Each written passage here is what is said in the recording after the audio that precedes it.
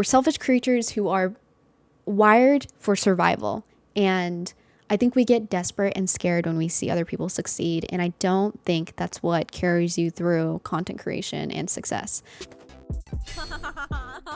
It's been 2 months of streaming so far, and I think that's amazing and awesome. I've hit over 500 followers now on Twitch. I've grown other platforms as well. I'm going to be sharing some little streamer advice today. Everyone say hi to the YouTube. You might be in there. If you guys have been following me for a hot second, I just started. I can only share to the experience that I know as of right now in this new chapter, I suppose. A little bit about me and my content creation venture. Growing up, I always wanted to be a content creator. I was always editing videos, making montages of my family vacations. I was always making content. That's really what got me into editing videos. I was like a content creator before the concept of an influencer was a thing. I had inspirations such as Ryan Higa, whose channel name is now a little bit cancelable, but we know him by a different name. Those who know. And then Michelle Phan, Bubs Beauty, Kev Jumba. Clearly there's a pattern here. Many Asian YouTuber influences, and so on. That OG time, especially Troye Sivan and Connor Franta and Tyler Oakley, that whole house and many layers of influence going on into middle school and high school. So I've always been inspired by them to make my own content. I guess the original idea was to be a YouTuber. I always wanted to be a YouTuber. Still want to be a YouTuber. When it hit 2020 of COVID, I had to move out. When I did, I was in a place of having the freedom of not really needing anyone to dictate exactly what it is that I did in my career and my future. I had some freedom to choose for myself, and I thought, okay, well, I'll give myself the best shot I can. I was in college for a bit. I opted out of college, and I thought to myself, if I want to pursue content creation, I'll give myself 4 years to try everything I possibly can to learn all the skills need to be learn how the platforms are, what platform works best. During this time, TikTok was blowing up and short form content was so much fun to make. I tapped into that and I was like, this is perfect for me. Short form content I could get around, because really super long form content videos during that time was just so hard for me to make, attention span wise. I love the idea of short form. I love the idea of being able to switch gears and just have those satisfying one and dones. I thought I could be really fast at editing. I had already developed the skills to video edit comfortably, whether it was on my phone or on my laptop. In the midst of that, I was also doing digital art. I was learning how to incorporate graphics into my YouTube videos. I did have the goal initially to be a content creator that created digital art centered content. I have so much admiration for anyone who's trying to become an influencer in the digital art world. It's incredibly hard. I don't have the skills to whip out art really quickly. I get stuck knee deep in a project, and by the time I'm done with the project, do I really want to talk about it? I'm so exhausted by then. It's just not something that I necessarily feel at the moment super passionate to do anymore. Though I still love digital art, I still do that.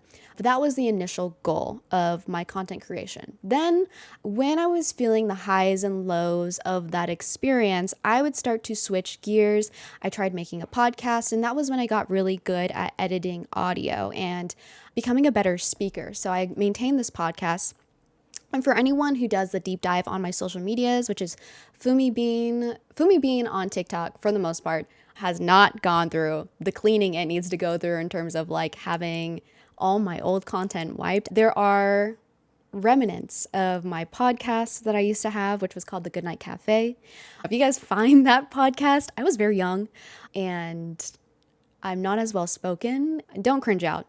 I can't listen to any of those old content. It's probably wholesome, heartfelt content that I have on there, but I can't guarantee that you won't cringe. During that experience of creating the podcast, I learned, or I was really just practicing how to speak long lengths of time, long form spoken projects. I was finding different tools that I could use to help edit. I was learning about sound, how to prep a room to have proper sound, speaking skills, getting comfortable hearing yourself, I think is a really big part of the whole podcast making.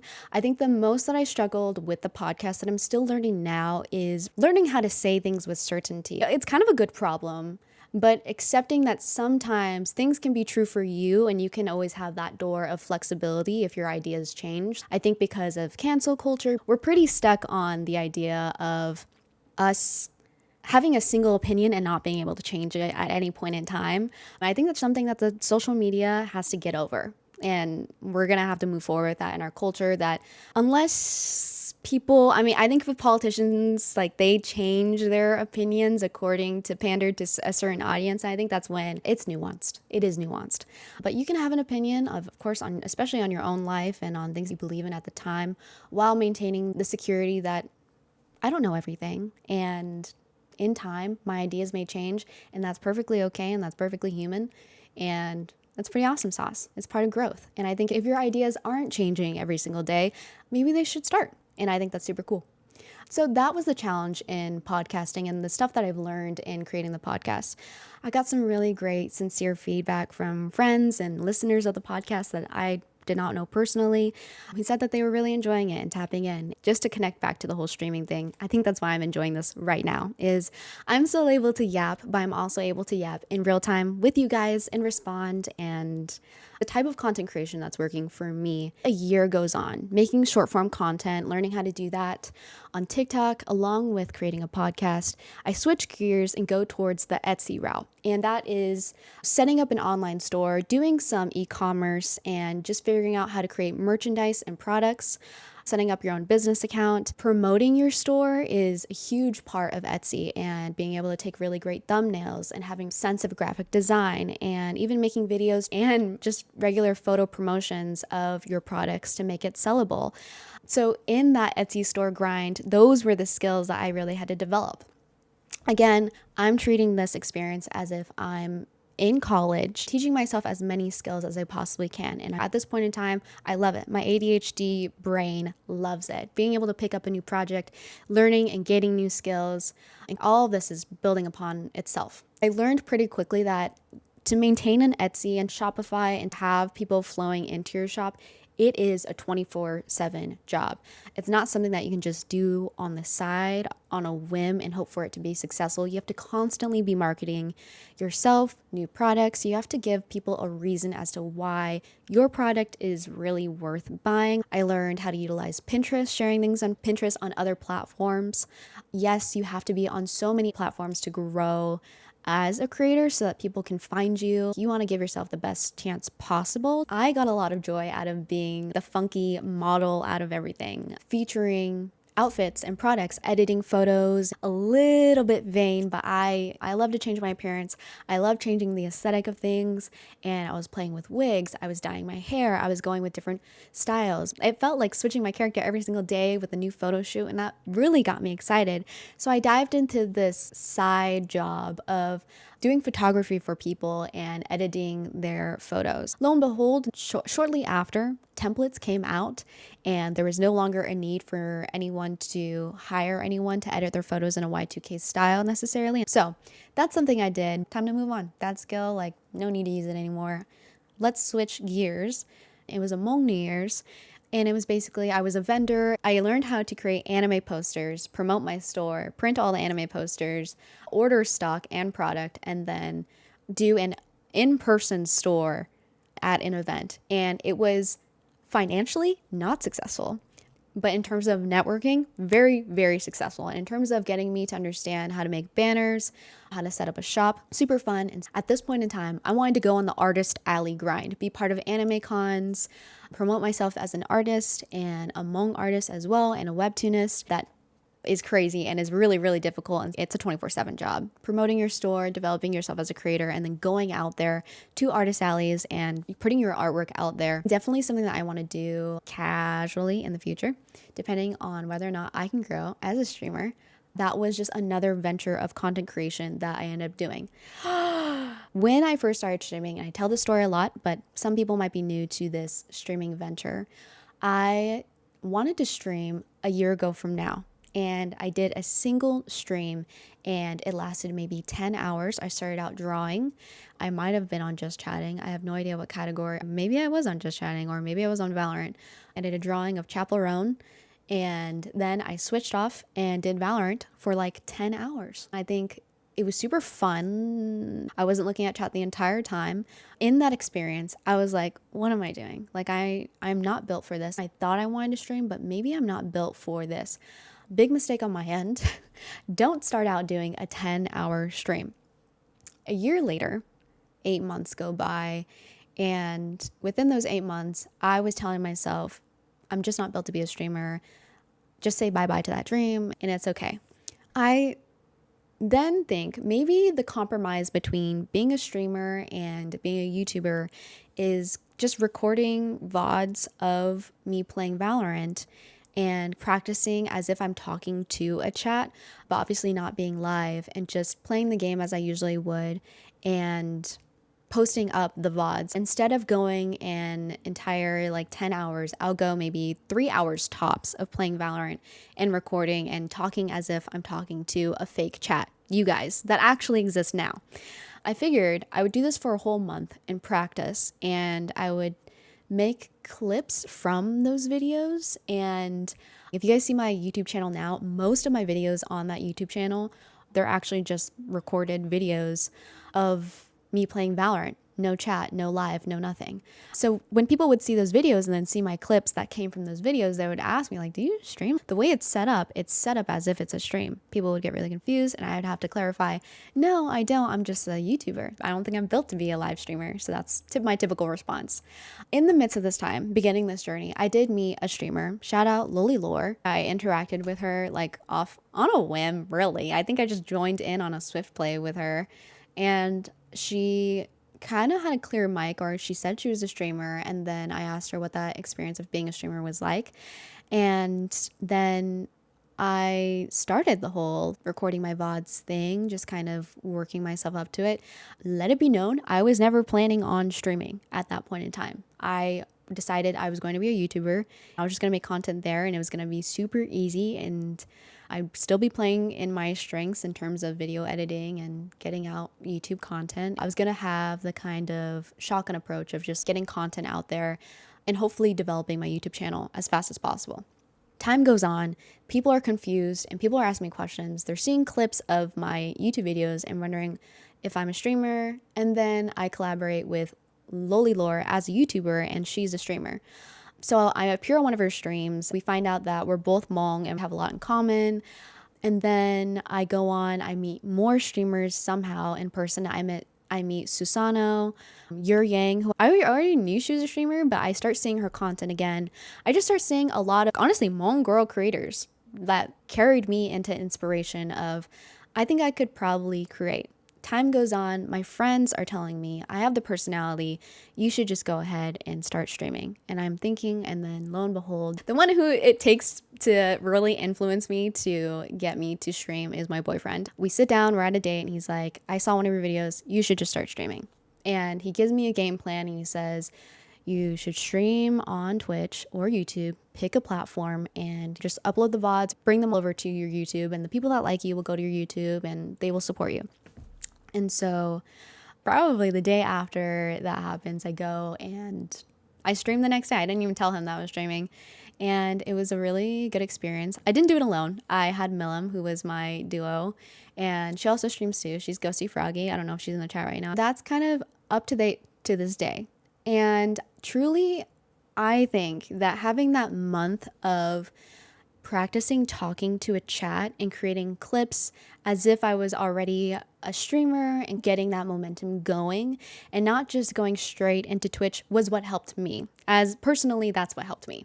It gave me practice and it made me comfortable. And when someone finally did talk and chat, I think it might have just been my close friends in the first stream. At that point, as soon as I pressed stream, I had already established some really great solid friends who were going to be there for me and who were going to watch my stream and interact with my stream. Shout out Scilabs, who is also a creator friend, who is part of the people who inspired me to stream. Akari Shunu, Ghosty Froggy. I always want to shout out and give props to the friends who have tapped in and who are interacting on my streams. And they were probably the 4 viewers, myself, Ghosty, Akari, Sai, were probably the 4 viewers in my very first stream, and they're my ride or dies. They support me, and having that to start out in your streaming, just 4 solid friends or family who will tap in and engage with you and encourage you in your time, absolutely helps.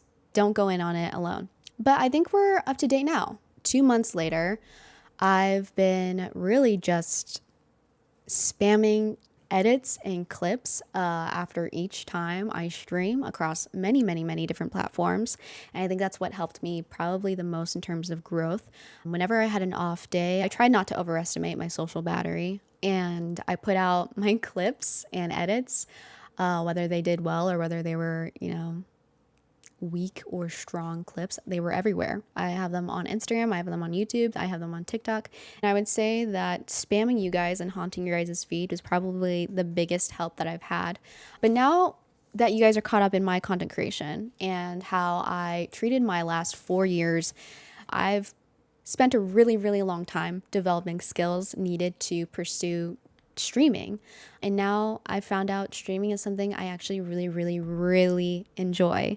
I found so much joy in interacting with you guys, getting to know you guys better. Also, a skill that I've developed, I forgot to mention, within the 4 years was when I was doing digital art, I was also working alongside streamers to make their emotes and make their overlays. And I always assumed like I would be someone that supported streamers and wasn't going to be a streamer myself. Turns out all of the skills of making emotes and having a Discord server and I don't know, just getting good at those things also helped my streaming journey. So it's a long time coming, the whole streaming stuff. I came in prepared and not unfamiliar with the whole content creation thing. I know a lot of young people ask me. I'm 24, by the way, so I started when I was 19, did 4 years of content creation, started streaming 2 months ago. That's my story in terms of content creation. These are my actual tips to content creation. There was an order that I wanted to tell them in, but I'm just going to kind of decipher. I'm a really messy note taker. Sorry, guys. Bear with me. So I'm going to have to decipher exactly what it is that I wanted to say, and then we're just going to go through. The first one on here, and I'm just going to get it out of the way before something is said. I think this came out of worries that people are going to say that being quote unquote pretty is any advantage to being a streamer. Guys, there's a lot of streamers out there that are gorgeous and pretty, and it does not carry in any which way. I don't think that's what takes you to greater heights as a streamer. Playing to my strengths, that was something I had to accept as of recently, is that I told you guys a little bit, I think you guys can figure for me, is that I'm a tad bit ADHD in terms of the way I do projects. I've always been trying to find a balance between just like what works for me as a content creator. I can never stick to one single thing. I would love to figure out long-term projects, but am I really built for them? I don't know. I would really like to go from the beginning to the end on a year-long project, but I lack the focus and or drive. I get distracted really easily. I really want to move on and have the gratification of finishing a quicker project, which is why I love short form so much, and is why I'm sitting here and talking with you guys live rather than doing it alone and off stream. Because if I were to talk and do this by myself on a recording, I probably would have stopped recording by now and just kind of quit, because I'm like, this is a lot of content. And I don't know if I have the energy to do it without it also being a product of a live stream. This feels productive. So playing to my strengths, just accepting my ADHD, as long as if I'm enjoying myself, I think streaming is the way to play into that and keep things exciting for you guys. My next tip is, if you think you can or can't, you're right. And this is a quote that stuck with me for a really, really long time. I don't know who told me it, like way back in freshman year of high school, but the whole 8 months of telling myself that I couldn't stream, that quote carries, because if you believe you can or can't, you're right. The moment I started telling myself I could be a streamer, it definitely became possible, but it's not possible if I think I can't. So hopefully that makes sense to you guys. It's a quote that just floats in my head all the time, every time I tell myself I can't do something. So nowadays I just tell myself I can do anything. People say you have to be delusional to be a content creator, to be successful. That's kind of the delusion in it. It is. There is no right or wrong way. Well, there is a wrong way of doing things. I will say there is a wrong way of doing things, but there is no exact right way of doing things. You guys might see my content creation adventure. Don't drop out of college without a proper support system. Don't do what I did if you can't do it sustainably. I took my 4 years, I took my chances, and right now I'm still risking things. I do have a job right now, and that's keeping me afloat. It's not forever though. The job can drop me at any moment, and life gets scary when that happens. My way and other people's way into getting into streaming and content creation, there is no certain one way to do things. And I think that gives a lot of relief to me as a content creator. It's better knowing that there's multiple different levels and different roads to success. It gives me a lot of relief because it's like, I don't know if what I'm doing is right. I don't know if what I'm doing is right. Perfectionist out there, let this be a reassurance to you. The way you're doing it could very possibly be just perfectly fine. You're okay. It's okay. Keep doing it. It's okay. Here's more of a comment. It says, I don't like people who hate on trying. But I think I had this fear, and I think I was surrounded by, for a while, maybe 2 years ago, a little bit of a crowd of people who would literally laugh at other people for trying too hard.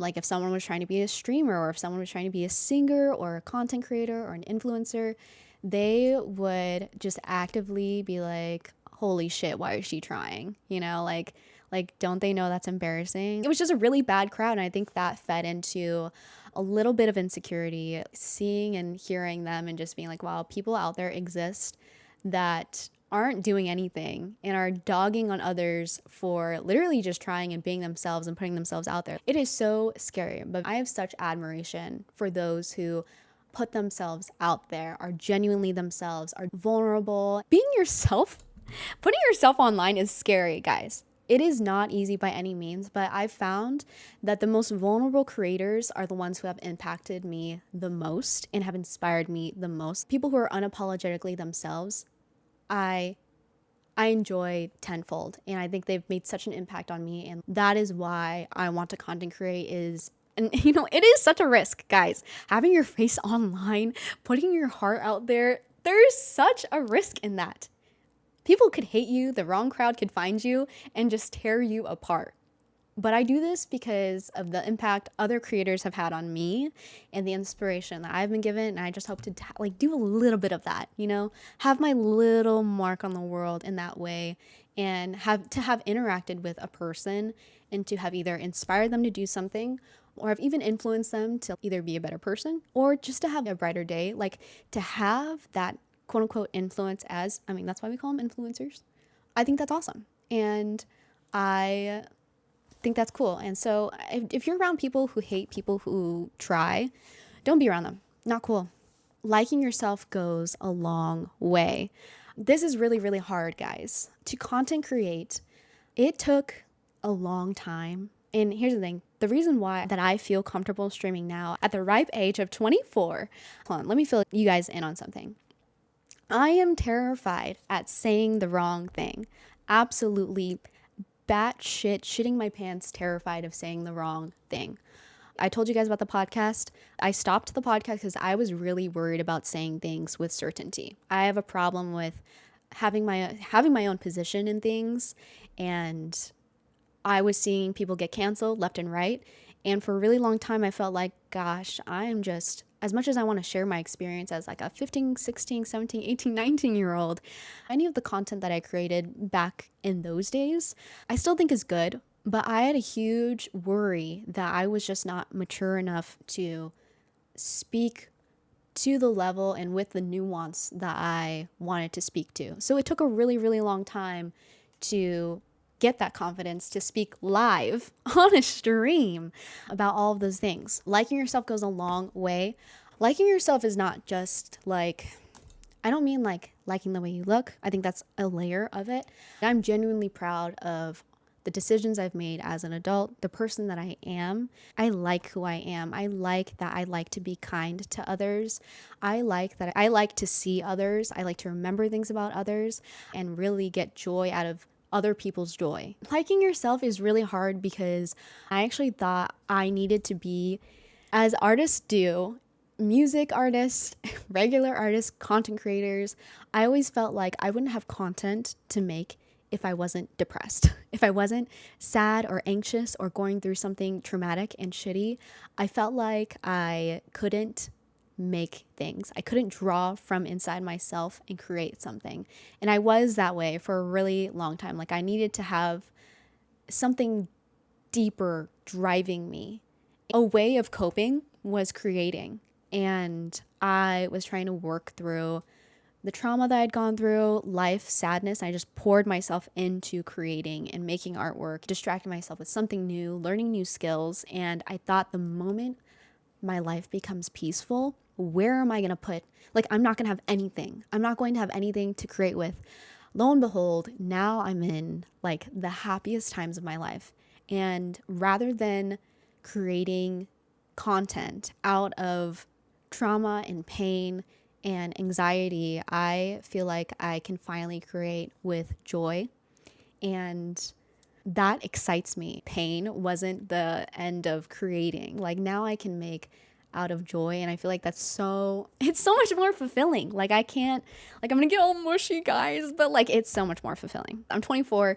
It was years and years of healing. I think liking yourself might just be every decision you make in life, big or small, it has to be out of caring for your future self and curating the kind of person you want to be so that you can look back and be proud of the decisions you've made.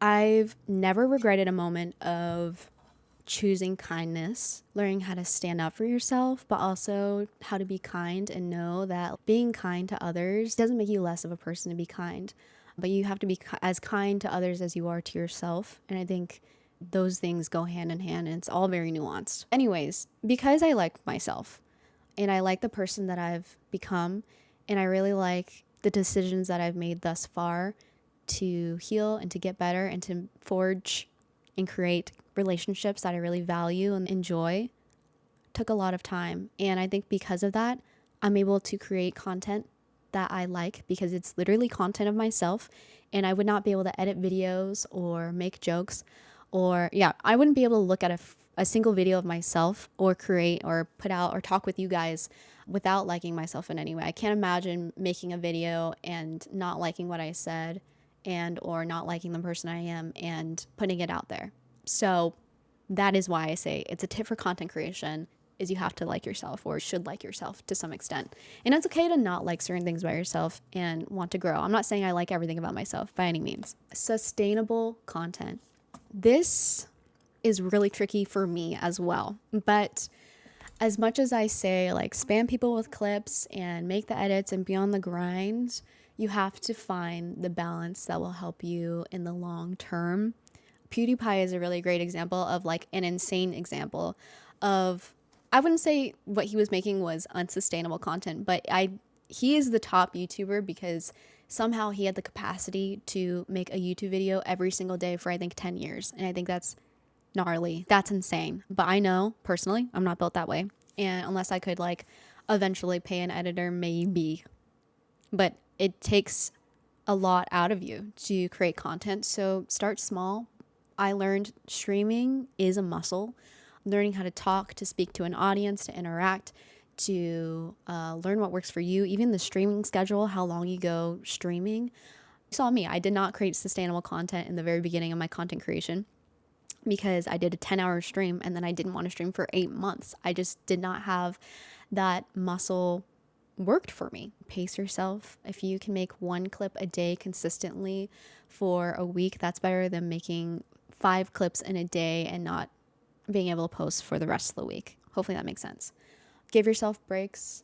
Yes, we want to get to where we want to get to, but the world will probably still be there tomorrow. Give yourself breaks. Live life. That brings me to the next tip, and that is live your life.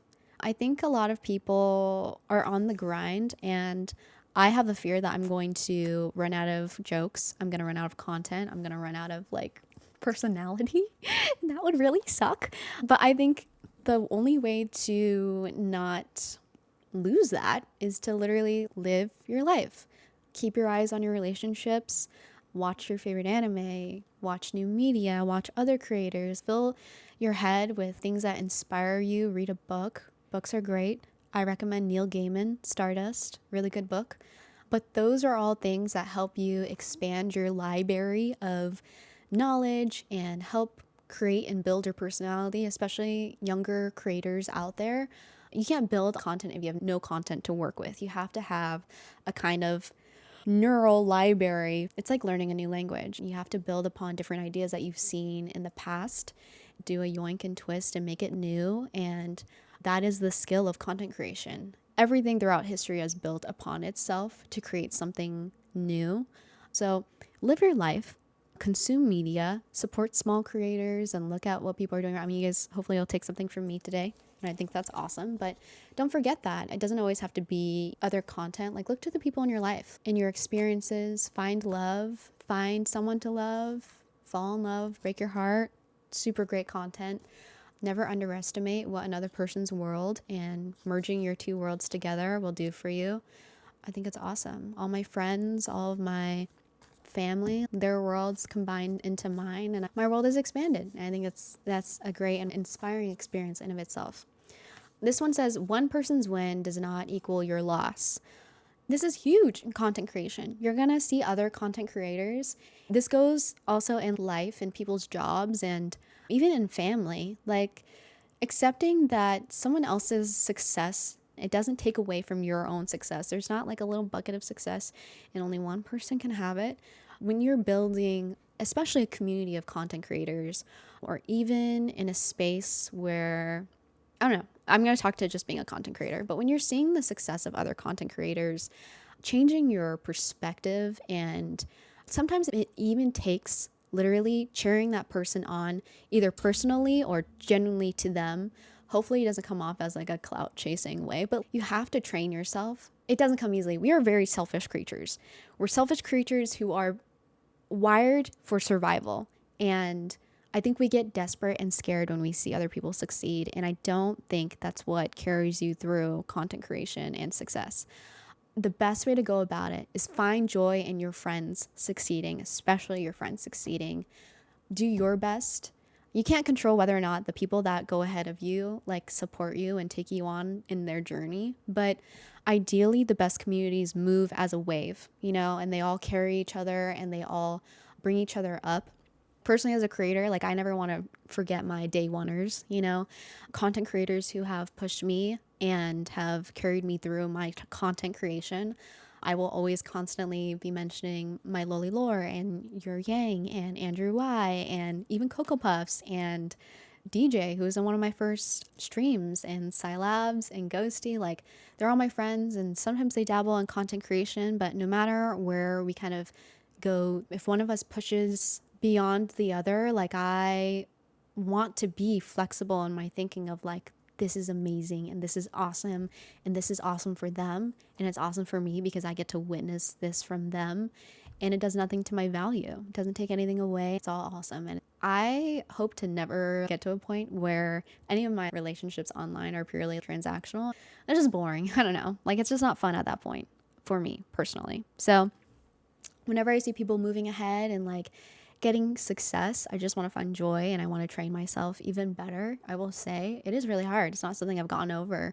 I, probably the same as anyone else, deal with jealousy and deal with wanting to be better and wanting to be the best. I am extremely competitive, and people might not think that of me because of how I like play Valorant and whatnot. But as much as I want to play for fun, I am an extremely competitive person. But it will take every single day knowing that the only person I'm competing against is myself. And I hope to get better every single day. Pretending to be someone you're not, it's kind of common sense, a little bit.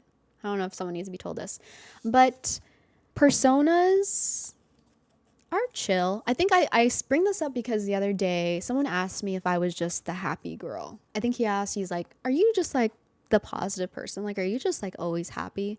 And it struck me because I'm like, I'm happy now. But like, that's not, like, I get mad, like I get upset and I get stressed out and I get overstimulated. I get annoyed, and I need to not frame my content like I'm always the happy girl. Like, that's going to be so shitty. I don't want that to be the case. You guys are going to have to see me. And I felt like at one point I was like, oh, I have this persona of like, always being this positive person. But in this comp grind series that we've been in, holy shit, it's not easy, guys.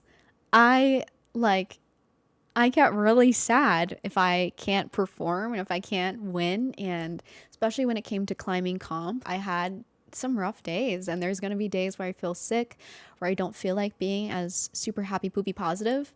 And I find myself a lot apologizing to you guys when I can't be crazy positive. And I think it's because I was working in this persona. But, you know, I learned like it's a balance. And I will say naturally, I try to be an optimist. I'm not a particularly negative person, but I have my moments. So when you are approaching content creation, if you have a shtick, go with your shtick. But also, if it's not sustainable, if it's something you want to just end or change, or you shouldn't be afraid of that. It's going to be okay.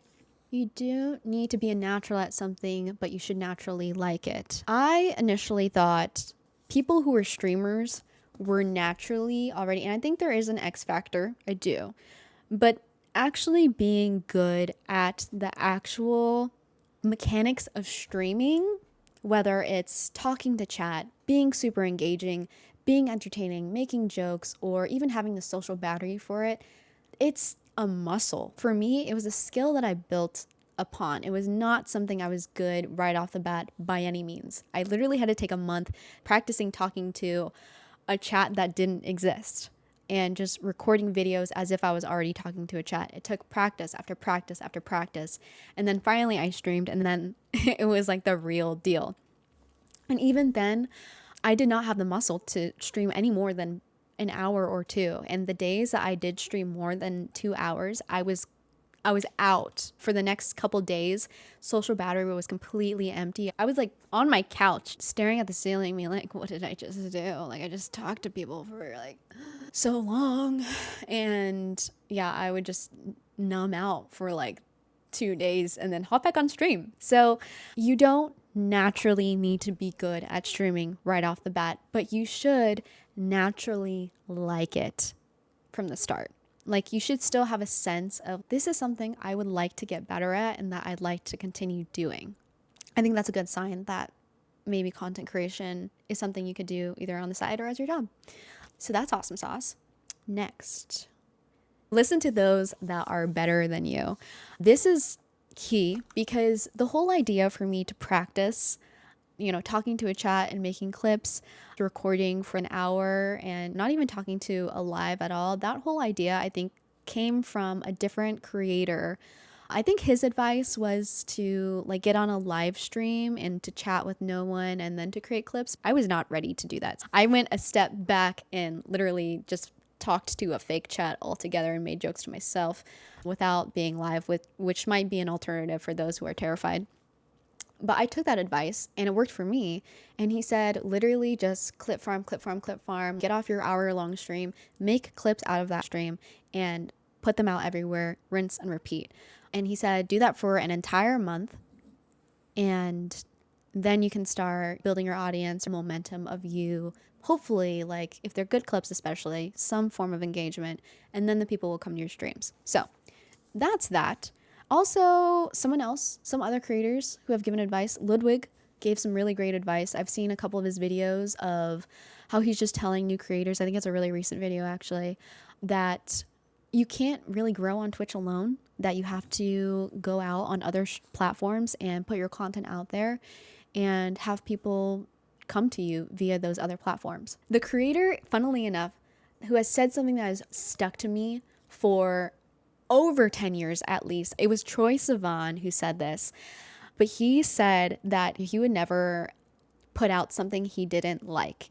And I know the quote was more complicated than that, but that alone has really helped me and my idea of, I really have to like the content that I'm creating, and it's not worth putting something out once or even more than once, especially that I don't myself like. I know it sounds really simple, but it's weirdly a quote from a content creator that I've always taken with me and put it in my back pocket just to remind myself that I always want to be making content that I like and that I enjoy doing. We are nearing the end of this list, and then we'll get into some Q&A for those who had any questions. The very last piece of advice that I have written down is one thing at a time. What you like may not be, wait, no, there's two more things. First thing is one thing at a time. As you guys can see right now in this just chatting, I have no fancy overlays, no crazy be right back screen. And I thought that was what professional, and here's the thing, eventually I will probably, but I never overwhelmed myself with needing to know everything about the mechanics of streaming. More than likely, the Twitch community is actually very gracious and very kind, and your chatters will help you through. You guys have carried me through so much of the mechanics of Twitch in terms of like, what is a raid and what are bits and what does this notification mean and how do you set up your alerts? Like, I didn't know how to do any of those things. I didn't watch very many tutorials at all. I relied on you guys to tell me about my audio. Does it sound good? People love to help you out. There are such amazing people out there who will carry you through, and I think that's awesome. But also, you guys know, for the OGers, and the very beginning of my streaming journey, I would come back every single day and I'd be like, guys, we have something new that like the one thing I learned how to do in this new stream was like, we have emotes now, or I set up alerts. Someone try out the alert. I'm so freaking excited. Like that was literally me. That's still me today, but like enjoy the process of slowly building up. You don't need to overwhelm yourself, like slowly build up the whole understanding how transitions work, how OBS is, because really that's a huge part of when I first started streaming. I figured out overlays and I figured out, sorry, there are children screaming. They're just playing together like raptors. Anyways, oh, my ADHD brain. I'm distracted. Yeah, when I first started learning streaming, a huge part of what overwhelmed me was learning OBS, and I recommend OBS over Streamlabs. One thing at a time. You don't need to look like a fancy schmancy YouTuber or streamer by any means. I certainly don't. And there's at least 500 of you who didn't mind when you guys followed up. So I think it's pretty awesome sauce. I forgot to mention that one of the skills that I learned in the midst of content creation was also animation. So all the animation that you guys see in terms of alerts and in my channel trailer, like I learned how to animate those things, and I think that's super cool. Another side thing that I learned was like I know how to make VR like for VTubers, and I might be getting to creating a VTuber soon just for funsies and just to use. I don't know, I'm not really a VTuber. I don't mind having my camera on, but if I look really shitty one day, you might just see a VTuber, which I think is cool. I can't wait to use my character and make her like move back and forth. Like that's pretty fun. Those were just other miscellaneous skills that I forgot to tell you guys about in my content creation journey of 4 years. The last piece of advice is what you like may not be what others like. And this not only goes hand in hand with the whole concept of you might not be everyone's cup of tea, not everyone's going to like you. And that's fine. Everyone should just accept that you don't need to be everyone's cup of tea, and that's perfectly okay. Though I do find it a fun challenge to wear people down and make them like me. I think that's so much fun. In terms of content creation, if what you're doing is not working, try something new. A really good example of this was I had a very specific sound that I was using background music for my TikToks that I personally thought was really fun and cool. I thought it was a sound that really suited me and the kind of content that I create. Not as much engagement on those clips at all. I did that all the way up until maybe 2 weeks ago. And then I switched gears, just use the actual sounds off of TikTok and Instagram, and those TikToks do better. And I was really stuck thinking it sounds insignificant, but it was significant because like engagement was a little bit better. People like hearing sounds that they already have context to. The sounds indicate how they should feel about things, and when they've already associated the sound with a bunch of other, or do I have hair in my mouth, other TikToks, then it just does better in terms of engagement. So yeah, I liked it, but sometimes for the greater good of your own content, you might have to tweak it just a bit and forget about what you like because it might not be what others like. As much as I wanted to wear people down and have people like buy into it, no, I'll just do what works, I guess. That's something you have to like let go of as a content creator. As much as you think, like here's another example. I really like the thumbnails to my YouTube channel. I love how simple and dumb they are, but I don't think it's working out for my YouTube at all. I think I might be changing my thumbnails for YouTube. I like them so much. They're so easy to make. They are so easy to make, but they are so bad for engagement. They're like the worst for engagement. And I thought I was being so quirky and fun and cool. And I thought, like, oh my gosh, this is so me. Like, she's not like other girls. No, like, thumbnails are the way they are for a reason. And I might have to just be a basic bitch. Sorry, I just had to get that out there. I'm really sad that I'm going to have to change my thumbnail style. For this video, for the content creation video, you guys are going to see. I'm going to have to go back to making try-hard thumbnails, and it's going to fucking suck. That, I think, is the end of content creator tips. It went on really, really long. I'm going to have a time editing this, but that's okay. If anyone had any content creation questions, feel free to drop them now. Here's my problem. Right, I'm good at talking when I'm with someone or talking to someone, but when I'm alone playing, I get really uncomfortable. I don't know.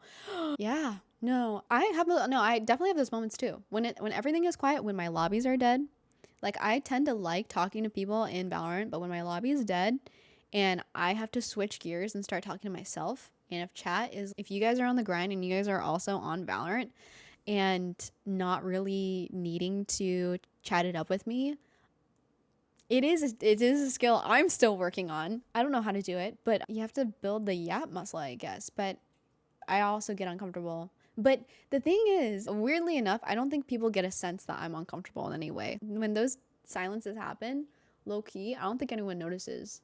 No one feels the tension because people are like literally listening to music and playing Valorant. They're just like, oh, no one's chatting right now. Or like, she's just locked in on the game. So for me anyways, I find comfort in knowing that, and knowing that there are times where I don't always need to be on throughout the entire stream.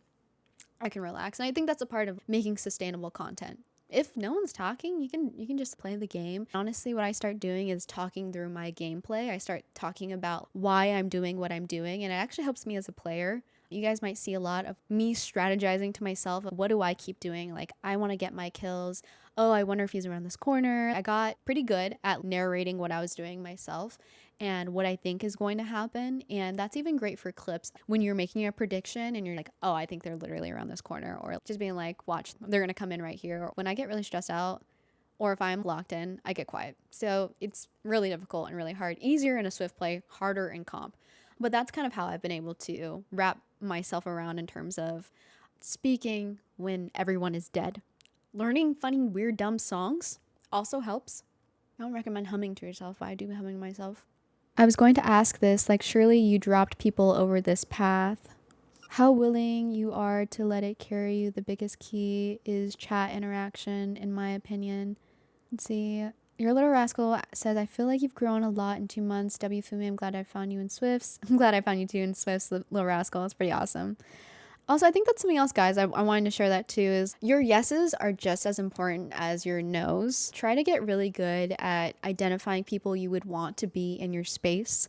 As for me, when I'm curating the people I want to be surrounded by, I don't ever say yes to someone who I think is a destructive force in my community. This is my space in my community, and I have to be very careful in who's welcome. A good example is when I first met Little Rascal, we literally said maybe one thing to each other at the very end of literally a Swift play, and it was where he made a really good call out. He had a fun, clear mic. Like, I kind of got, like, I don't know, he was making really good observant call outs. And because of his call out, I turned around and I got the kill. And then I thanked him for the call out. And then he had a really great, just like positive response to that. And then from then on, I think we had friended each other, and then we circled back around. But from then on, I kind of knew instantly Little Rascal from that very tiny interaction was someone I wanted to be friends with.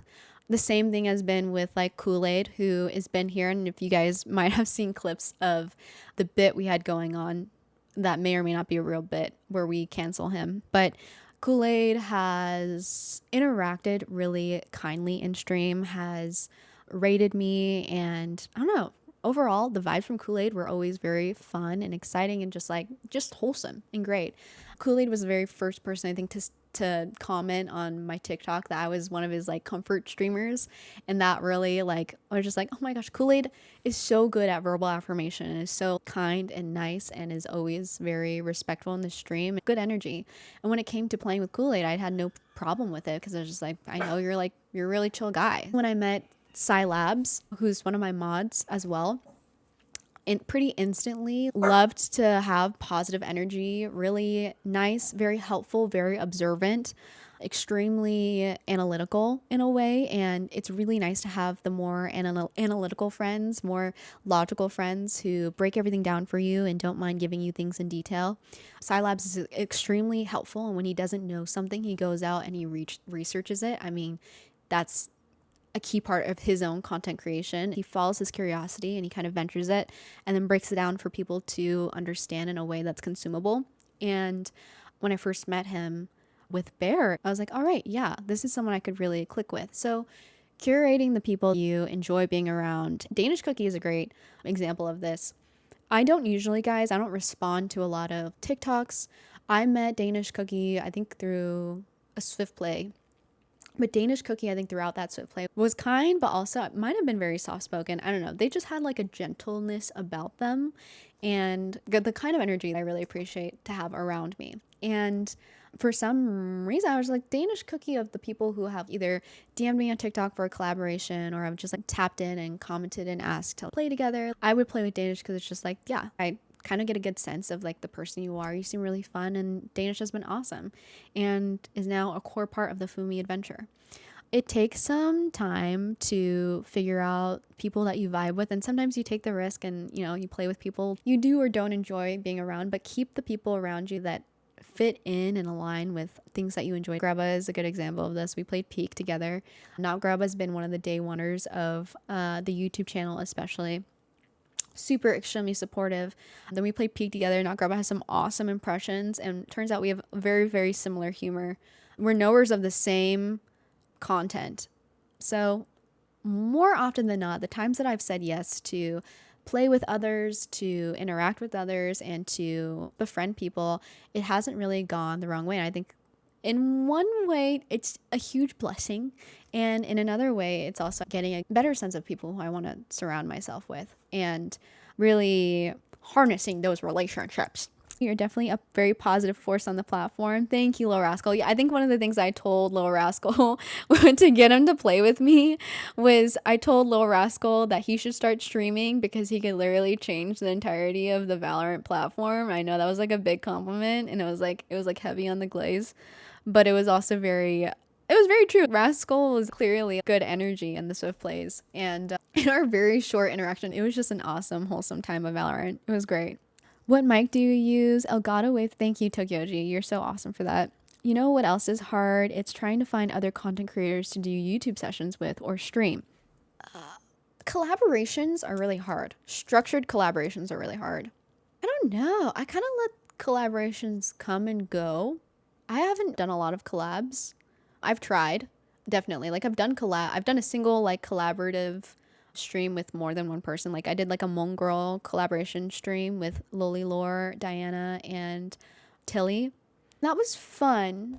I mean, there's more to come in the future. It's only been 2 months of streaming. I enjoy collaborations, but I am super, super comfortable and more than happy for the time that I get to just create by myself. And I think a huge part of that is the introversion in me. I would say I would classify myself as an ambivert. I am not naturally extremely extroverted. I was talking about this on another stream, but I definitely feel like the way I treat streaming is a lot less like hanging out with friends in the room and a lot more like I'm filming content. There's a balance. I'm still engaged with you guys. I still see you guys. Chat, you still matter to me. I don't feel a lot of my social battery going away. I just know though, when it comes to collabs and when it comes to playing with people and or making content or framing things like it's content or creating content instead of just like playing with friends and or I don't know, I just feel like a collaboration would take a lot more energy out of me. I'm sorry guys. I'm wearing a themed shirt today. It's a beautiful Minecraft blue shirt. We're going to be playing Minecraft at 5 o'clock, and it's a huge collaboration with a bunch of streamers. And I kind of shit talked the whole idea of collaboration, but I will be collaborating with people tonight. Today we were supposed to end the comp grind so that I could get to this next part, but I didn't think that this whole chitty chatter was going to last for so long. I'm kind of okay with it because we are celebrating 2 months of streaming, and I've gotten a lot of questions as of recently about content creation. And I wanted to answer those questions while I'm still like a baby streamer. Who knows how long I'll be streaming? Who knows how long I could afford streaming? If in a year I come back and I feel like I've grown and I can come back and give you guys new tips, I think it'll be fun to look back on this video and kind of see whether or not I've changed in any which way as a content creator and what I've learned and the mistakes I've made. The hard part for collabs is the same thing that is the enemy of D&D groups: scheduling. Oh, I miss D&D. Scheduling. It is a miracle. It is low-key a miracle.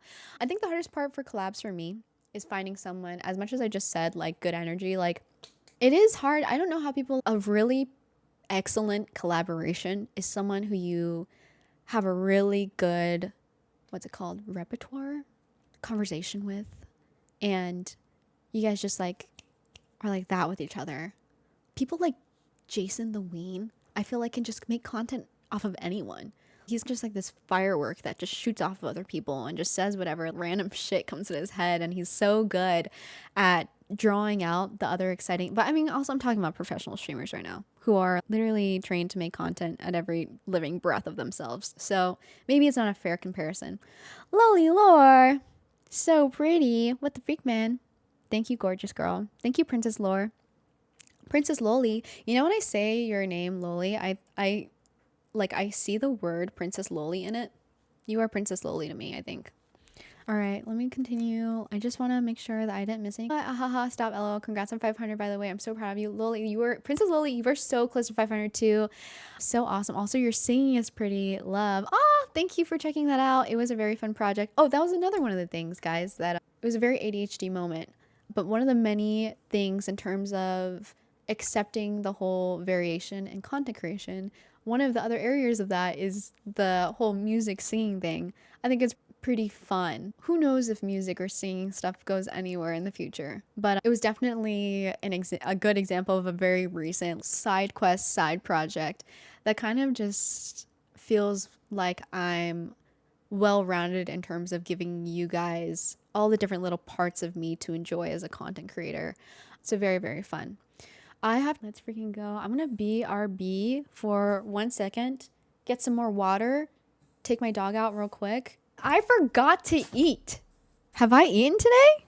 I was wondering why I was feeling a little bit weird. I was like, why do I feel like this? Guys, I haven't eaten yet. What the freak, man?